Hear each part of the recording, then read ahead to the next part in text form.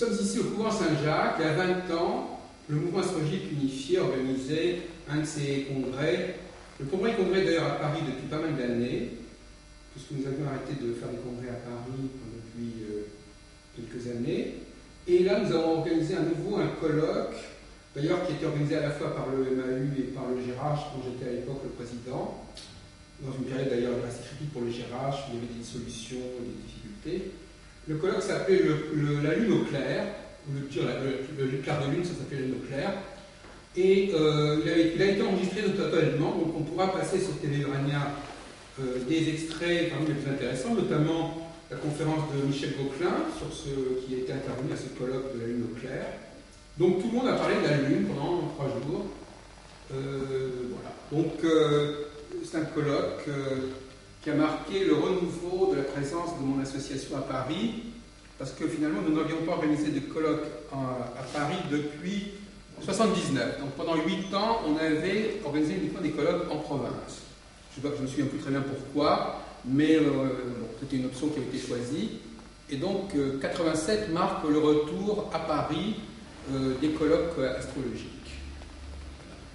Donc ce soir, il va y avoir une réunion de Politica Hermetica, qui est une association ésotérique, et donc je pense qu'on va peut-être faire quelques interviews des personnes qui seront là pour Télé-Urania. C'est quelqu'un qui voulait fuir le monde, mais c'est pas de la contre-culture. Le livre de qui? Babac, l'aviateur. Ah oui. Je ne connais pas celui-là. C'est un des apôtres du New Age. Ah bon? C'est un de ceux qui ont fait le New Age aux États-Unis. Donc, pour nous résumer, qu'est-ce que vous pensez que c'est un faux problème, que c'est un problème dépassé? Non, je pense que c'est peut-être quelque chose qui est plus trop à la mode. Je sais pas, je connais pas ce milieu-là, mais je crois que c'est plus trop à la mode la contre-culture. On a beaucoup parlé en 68, mais maintenant. Et vous-même, vous vous intéressez à quel aspect de la contre-culture? Enfin, de l'ésotérisme. Non, mais de l'ésotérisme, si on. Bon, ouais. L'ésotérisme, oui, un petit peu. Pas c'est quel aspect? Vous êtes Monsieur Bouillot, c'est ça? Oui. Vous avez écrit des articles? Non, j'ai rien écrit du tout. J'ai jamais rien écrit sur ce domaine. Ça va venir? Non, je pense pas. Non, je préfère lire les articles des autres, c'est plus intéressant. Oui. Et qu'est-ce qui vous écrit assez sur des domaines qui sont pas très. Ah oui, vous avez une autre casquette. Au niveau professionnel, donc ça n'a pas d'intérêt. Ça n'a rien à voir avec ça.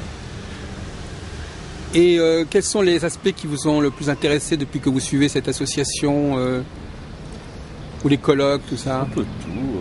J'ai bien aimé là, tout ce qui était sur l'ésotérisme français au début du XXe siècle, tout ça. J'aime bien ça, tout ce qui est ésotérisme.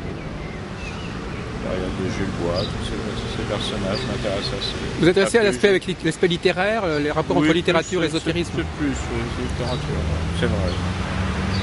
Bon, je vais vous laisser, alors à tout à l'heure. Voilà, Ici, dans le boulevard Arago, le quartier que j'ai habité dans les années 66-74.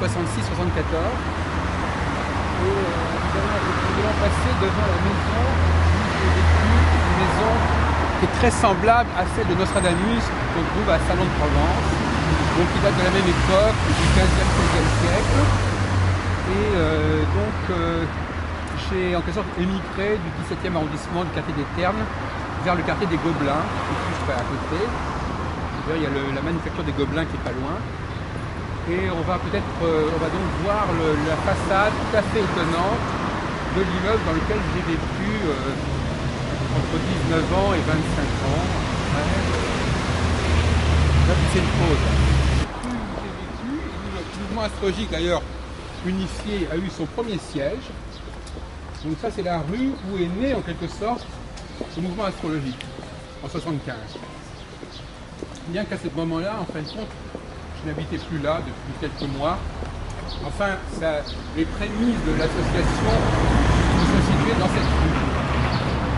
Et la bibliothèque d'Astrologica a dû commencer à prendre tournure ici. Et donc, c'est dans cette très belle immeuble Renaissance, au premier étage à gauche, là où il y a le lampion à peu près, que j'ai vécu entre octobre 66 et mai 74, donc pendant 8 ans. Et donc c'est une maison extrêmement ancienne, tout à fait classée. On dit que c'est l'ensemble de la Reine Blanche. Alors je ne sais pas si on va pouvoir rentrer parce que maintenant ils ont mis des précautions. donc on ne peut pas entrer. On aurait pu voir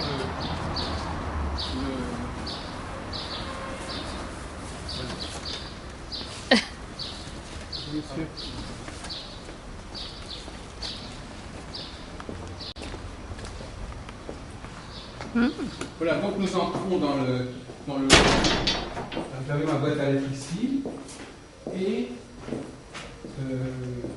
voilà, donc ça ressemble beaucoup à Nostradamus, à la maison de Nostradamus, cette espèce de tour comme ça, donc qui enserre l'escalier.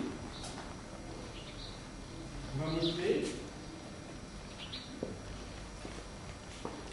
Voilà, donc j'ai vécu là entre l'âge de 18 et l'âge de 25 ans, à peu près.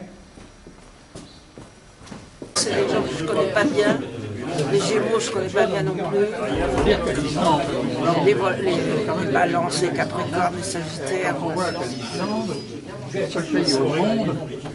Un portrait psychologique. Mais vous savez que le portrait psychologique, c'est constitué d'autres éléments que le simple signe du mois. Vous avez déjà consulté un thème global, un thème natal global? Oui, mais je connais l'histoire de l'ascendance. Oui. Changer de religion. Oui, l'astrologie par ordinateur, avec les thèmes interprétés par ordinateur. Non, mais l'ordinateur, enfin, moi ce que je connais dans l'ordinateur, c'est ce qu'on appelle, comment ça s'appelle, en vrai, c'est une carte à la naissance. Oui. Bon, on place des planètes, votre heure de naissance, oui. Machin, des histoires d'heures d'été, comme tout ça, il y a des logiciels qui résolvent pas le problème.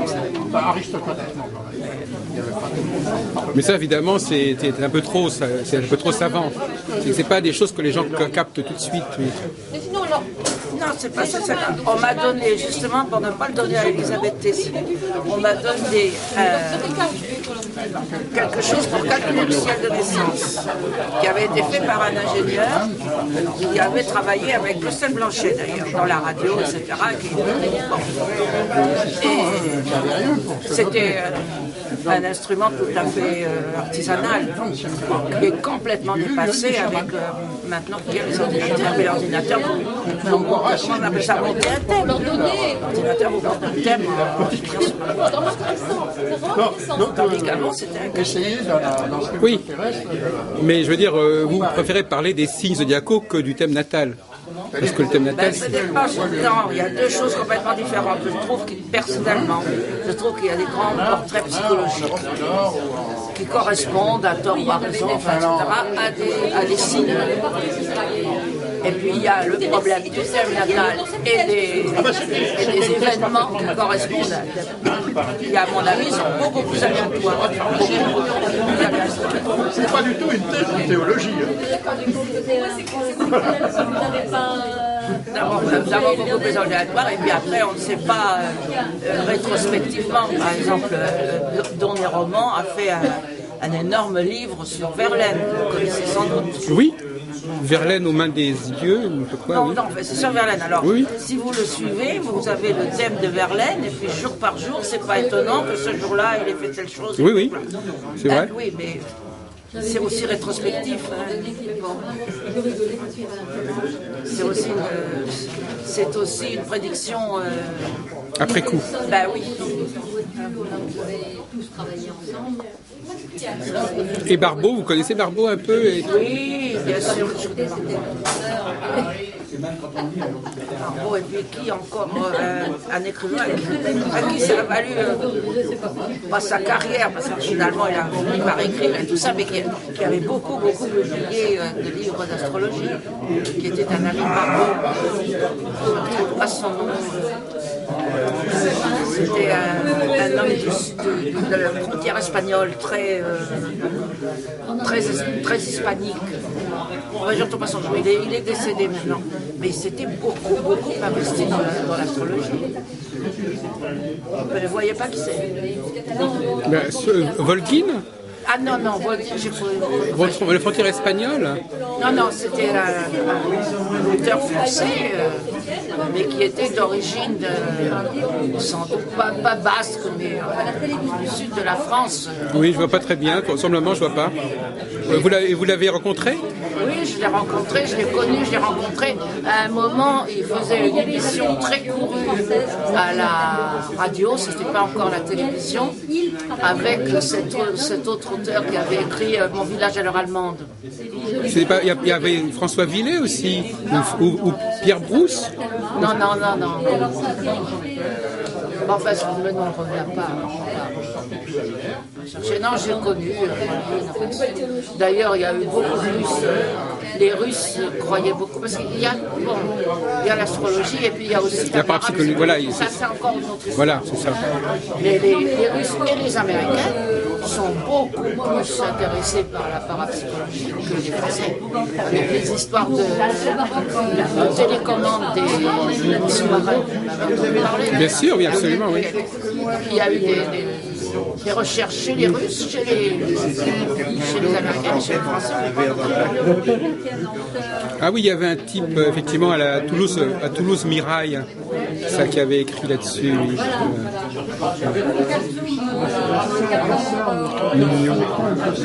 Bon.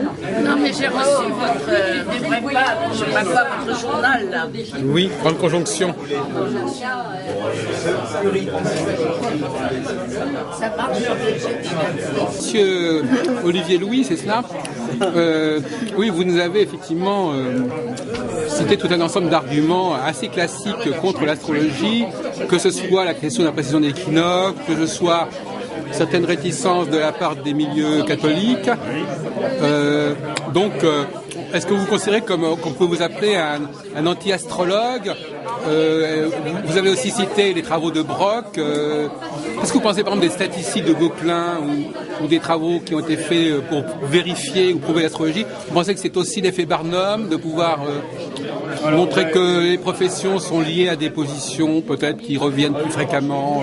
Oui, je ne crois pas à ces travaux très fiables. Voilà. Si on les passe au crible d'une méthodologie scientifique, oui. c'est-à-dire si on en fait la méta-analyse, je crois que ça ne résiste pas vraiment. D'accord. On connaît quand même tout un tas de facteurs sociologiques du destin. Il y a un livre qui est très intéressant, qui s'appelle Les clés du destin, Jean-François Amadieu, qui doit être un fonctionnaire de la haute autorité contre les discriminations et qui montre, qui fait la synthèse d'un certain nombre de travaux. On sait par exemple que la réussite scolaire est étroitement corrélée à certains paramètres, comme le fait par exemple d'avoir une maman qui avait plus de 30 ans au moment où son premier enfant est né, qui était diplômée de l'enseignement supérieur, ou sur le nombre de livres qui étaient présents à la maison. Alors là, effectivement, il y a un certain nombre de déterminants sociologiques qui sont relativement prégnants, c'est-à-dire que il y a des exceptions bien entendu, mais sur les statistiques de population, c'est quand même des éléments extrêmement lourds. D'ailleurs, il intitule son livre Les clés du destin. L'astrologie est tout à fait incapable. Oui, c'est sûr. Le rang de naissance, par exemple. Il y a énormément de facteurs comme ça.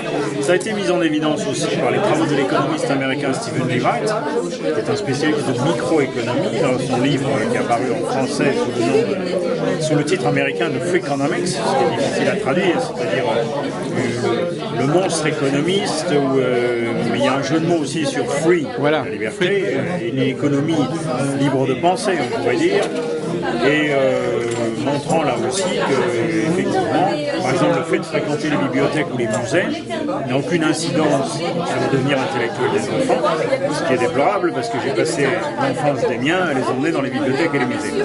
Mais heureusement, je ne connaissais pas ces travaux à l'époque, mais heureusement, il y a eu beaucoup de livres à la maison. J'espère que ça fonctionne. Voilà. Donc, l'astrologie se trouve quand même très déconnectée de l'ensemble des sciences, qu'elles soient dures ou molles, des sciences contemporaines, que ce soit les sciences humaines ou des disciplines comme l'astrologie. Par contre, ce qui m'afflige un peu, c'est de voir quand même les horoscopes très présents dans la presse, que ce soit, généralement quand même, plutôt une presse populaire et pas de très très bon niveau. Alors, ça fait du lectorat, hein, c'est votre fonds de commerce aussi, ça pourrait vous reprocher. J'ai tendance à penser que c'est pas une très bonne chose, enfin, que cette crédulité n'est pas C'est une sorte de pollution, vous direz? Une sorte de pollution? Bon, je n'emploierai pas ce mot-là, mais je pense que ça n'aide pas véritablement les gens. Il vaudrait mieux aider les gens à mettre en place des stratégies rationnelles d'ajustement à l'adversité, ce qu'on appelle des stratégies de coping, to cope en anglais, faire face, affronter la difficulté, plutôt que de s'en remettre comme ça à des déterminants externes qui seraient entièrement conditionnés. Et à votre avis, qu'est-ce qui explique justement que cette croyance en l'astrologie? Pourquoi est-ce qu'il y a des gens justement qui ne sont pas ni arrêtés et qui même sont fascinés par cette façon de procéder au contraire? Qu'est-ce qu'ils y cherchent et qu'est-ce qu'ils y trouvent à votre avis? Peut-être un espoir pour mieux vivre. Et dans ce cas-là, c'est légitime. Mais à mon avis, il y a quand même des voies, je dirais, spirituellement plus recevables que l'astrologie, que cette crédulité, parce que je pense que ça procède fondamentalement d'une certaine crédulité. Voilà. À partir du moment où les gens y ont cru pendant des siècles, ça tend à devenir une réalité.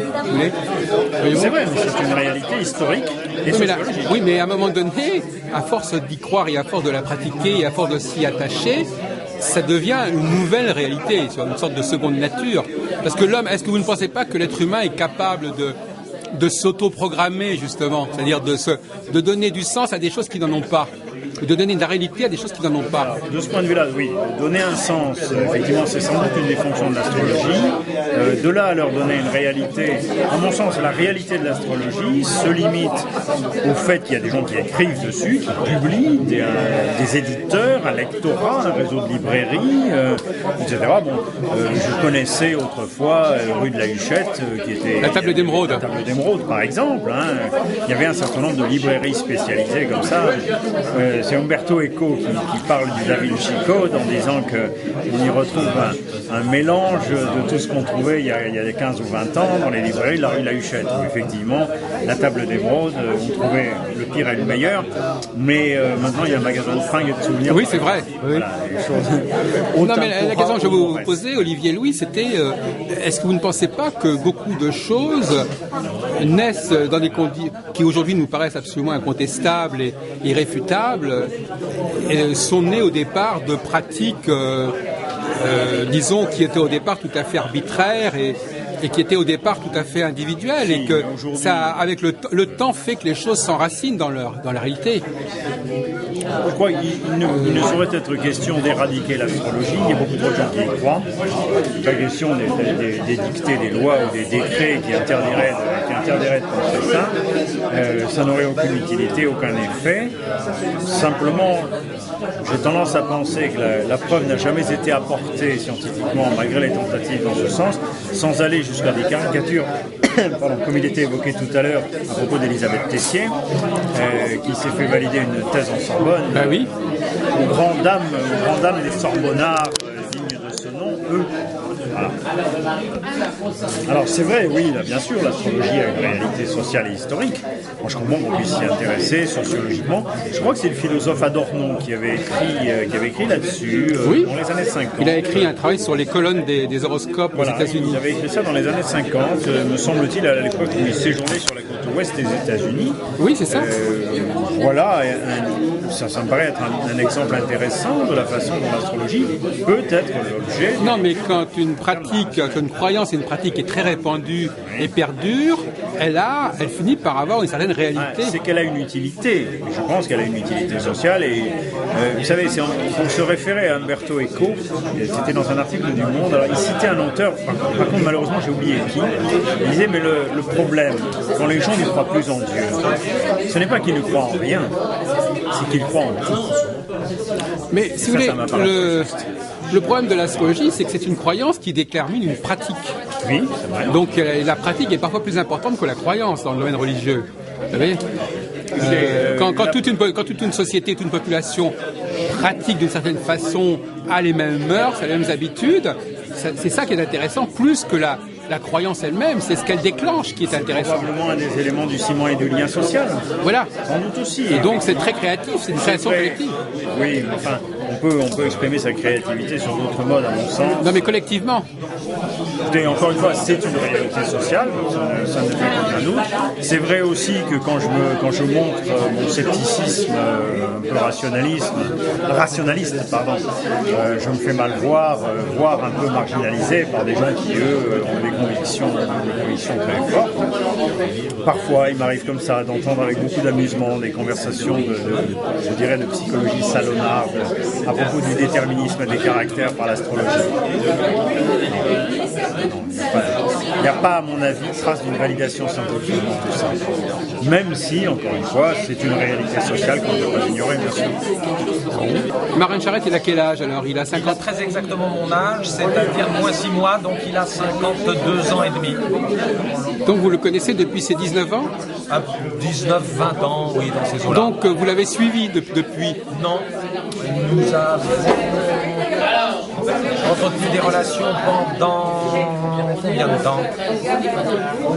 3, 4, 5 ans. Ensuite, ces relations ont été interrompues et il m'a téléphoné il y a 3, 4, 5 ans à peu près. Et nous avons rétabli des relations téléphoniques essentiellement. Et alors, est-ce qu'il y a une différence?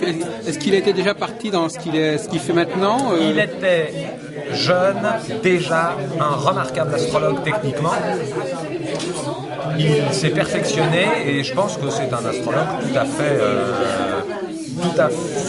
pertinent techniquement, extrêmement intuitif par ailleurs, ce qui fait que dans l'ensemble, son travail me semble très sérieux. Et c'est votre seul rapport avec l'astrologie? Oui, finalement, oui. Et j'ai bien connu autrefois Irène Andrieux aussi. Ah oui? Oui. Une des grandes dames de l'astrologie, comme on dit. J'ai appris qu'elle était devenue une grande dame de l'astrologie à l'époque. Elle n'était pas encore une grande dame de l'astrologie, elle me parlait beaucoup de l'astrologie indienne. Elle était fort belle. Oui, elle est passée vers l'astrologie karmique. Karmique. C'est ce que j'ai appris. Mais il y a plus de 20 ans. Il y a 20, 30 ans de ça. Oui, 20. À peu près à l'époque où je connaissais Marin d'ailleurs. Donc c'était, vous disiez que c'était il y a combien de temps? Ça devait être entre 73 et 72, oui.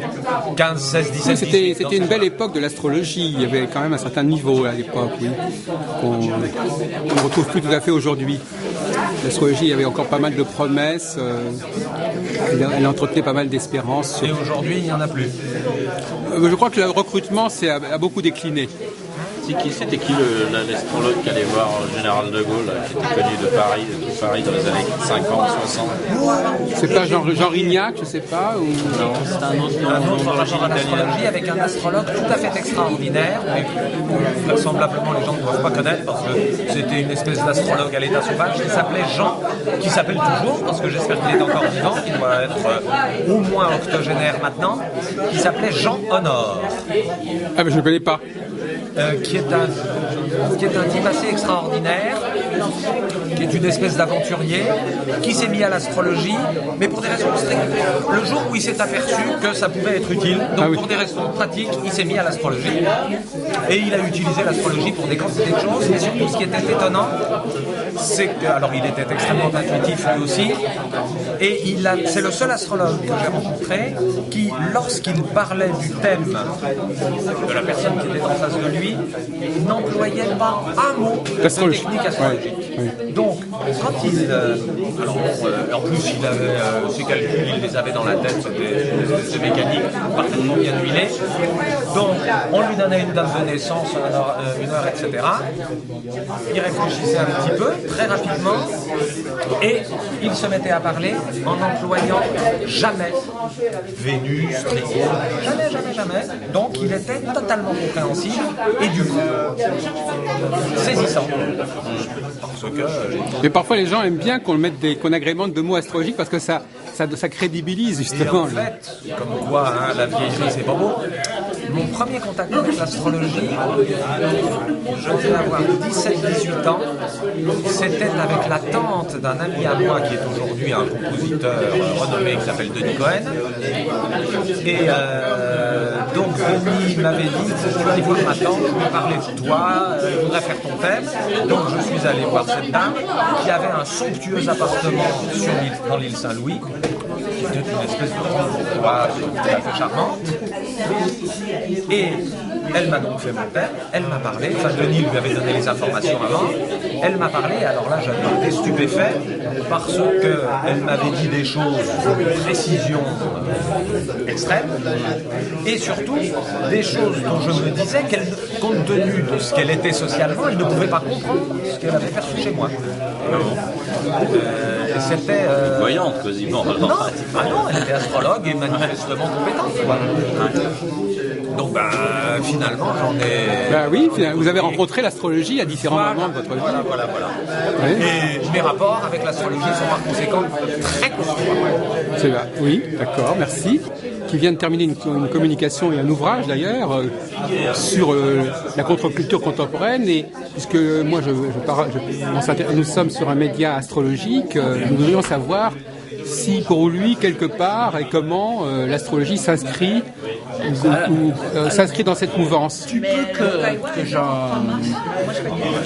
que j'en sais, ces gens ont souvent utilisé le symbolisme astrologique. Par exemple, Timothy Leary avait construit toute une psychologie, tout un système psychologique qui était basé sur une phase, sur l'évolution de l'être humain en 24 phases, 12 2 x 12 en fait. Donc, il reprenait les symbolismes astrologiques, mais toujours sans complexe, en le modifiant. Hein. C'est-à-dire que par exemple, il disait oui, c'est pas le bélier, c'est le bélier de mer, etc. Donc il y a une liberté. En général, bon, d'abord il y a plusieurs tendances, je dirais, chez tous ces gens. C'est-à-dire qu'il y a des magiciens du chaos qui croient réellement, par exemple, la plupart croient réellement avoir des pouvoirs surnaturels. Ce qu'ils vont vous dire, je pense, c'est qu'ils ne croient pas à l'astrologie de manière officielle, c'est-à-dire qu'ils ne croient pas que tel signe représente vraiment telle chose, et que si on se met à croire à ce paradigme de façon assez longue, on peut finir par effectivement obtenir des résultats. Alors ça peut être des résultats un peu miraculeux ou véritablement psychologiques, mais je pense que leur point de vue, ces systèmes sont conventionnels, c'est-à-dire qu'ils n'ont pas une réalité, ce sont des modèles, mais comme tous les modèles, si on rentre dedans, si on les manipule, si on joue avec, il va peut-être se passer quelque chose. Oui, tout à fait. Oui. Voilà, c'est ce que... Maintenant, c'est vrai que l'astrologie en tant que telle, quand on voit les textes de magie du chaos et tout, ils en parlent très peu. Bon, c'est pas quelque chose qui est souvent mentionné. Donc, je pense que c'est plus aussi une question de goût. D'ailleurs, j'ai l'impression, il y a des modes dans tous ces systèmes, etc. Et c'est vrai que je pense qu'ils sont moins touchés par l'astrologie, par les invocations de Lovecraft ou des choses comme ça. Mais ça peut changer au gré des modes culturels. Oui, voilà. Oui. Il y a une phrase d'un magicien du chaos qui est assez intéressante, il y a un gars qui s'appelle Hein, qui a dit la magie du chaos c'est pas une pratique, c'est une attitude face à la pratique. Et il dit on peut être un magicien du chaos et passer 20 ans à n'étudier que la Kabbale. Seulement on ne sera pas un kabbaliste, on sera un magicien du chaos. C'est-à-dire c'est une approche ethnologique en quelque sorte. On prendra la Kabbale comme modèle et non comme réalité. On peut très bien imaginer quelqu'un qui décide que l'astrologie sera son modèle. Oui, et il la transforme en une sorte elle devient une réalité pour lui. Et quand on pense une société qui accepterait l'astrologie pendant des siècles, et collectivement, ça pourrait devenir véritablement une réalité qui se surimpose, une seconde nature. Voilà, c'est-à-dire qu'effectivement, est-ce que maintenant... moi je rentre quand même dans la catégorie des rationalistes sceptiques, c'est-à-dire effectivement, je ne crois pas vraiment qu'on puisse, par exemple, prédire des événements ou voir le caractère de quelqu'un par quel que soit le système. D'ailleurs, je suis pas dans ces systèmes, je suis pas magicien. Non. Je suis pas croyant dans ces systèmes, mais je pense que quelqu'un qui joue avec ses idées peut en tout cas obtenir des choses très créatives avec. Ça, j'en suis convaincu. Être créatif, ça peut. Et quand c'est une société, parce qu'aujourd'hui on voit ces problèmes en tant que comportement individuel, mais quand c'est une société tout entière qui y croit, ça a une autre incidence. Quand un groupe de gens croit à quelque chose, c'est sûr que bon, si vous dites à quelqu'un « Oh, ça m'étonne pas, t'es baigné toute la journée », il va finalement se conformer il y a ça aussi, oui. à ce caractère et finalement les sociétés entre guillemets traditionnelles, c'est souvent ça. C'est-à-dire que quelqu'un naît, on décide qu'il appartient à une catégorie et que finalement il va se comporter. Ce sont des formes de programmation, d'autoprogrammation. Voilà. D'une certaine manière, c'est vrai que par exemple la société des castes, c'est l'exemple type. Oui. À un moment donné, ça devient très lourd. Ça devient presque incontournable à un moment donné, même si... Bon, je vous remercie. Mais effectivement, c'est vrai que quand quelque chose est vécu de façon générationnelle, c'est-à-dire des parents vers les enfants, sur plusieurs générations, ça devient quelque chose de plus ancré. Dès qu'on s'identifie à un modèle, c'est sûr qu'on tend... De toute façon, il y a eu des expériences faites d'ailleurs par les gens de l'équipe de Gregory Bateson qui sont assez intéressantes là-dessus. C'est on a donné à des profs, on leur a présenté 2 classes. On a dit cette classe-là, ils sont vraiment pas bons. Ceux-là, par contre, c'est des petits génies. Et en fait, c'était faux. C'était 2 classes qui avaient été choisies totalement au hasard. Et au bout de l'année, il s'avérait que la classe de petits génies avait de meilleures notes que la classe de Kant. Alors ils ont dit c'est peut-être parce que c'est des enfants, on s'attache. On va faire ça avec des souris. Ils vont dire on a amélioré génétiquement des souris. Voilà un groupe de souris amélioré génétiquement. Elles sont beaucoup plus intelligentes que les autres souris que vous avez là, qui sont des souris moyennes. Ils ont donné ça à des biologistes. Et bien sûr, les biologistes ont trouvé que les souris intelligentes étaient plus intelligentes que les souris stupides. Et ils racontaient qu'elles étaient tellement intelligentes, des fois ils s'aimaient les prendre, les caresser, etc. Alors les expérimentateurs de la chose, là, les psychologues ont dit ah oui mais s'ils commencent à les caresser, etc. ça introduit un nouveau facteur parce que justement cette affection peut les rendre peut-être plus intelligents. Alors ils ont fait le coup avec des vers de terre. Ils ont été dire on a des groupes de vers de terre intelligents et des groupes de vers de terre stupides et les résultats étaient les mêmes, ceux qui pensaient que les vers de terre. Et ça c'est vraiment ce qu'on appelle le constructivisme en psychologie, c'est-à-dire les gens construisent leur réalité, l'élaborent et après pour en sortir c'est justement toute la difficulté. C'est l'autosuggestion dans certains côtés. Voilà, donc quand il y a un message de l'autorité, quand il y a quelqu'un qui leur dit quelque chose... Ou quand on donne un texte à quelqu'un en disant ça a été écrit par un génie, on va y voir des significations qui ne sont pas celles qu'on prend chez quelqu'un qui est complètement banal. Merci.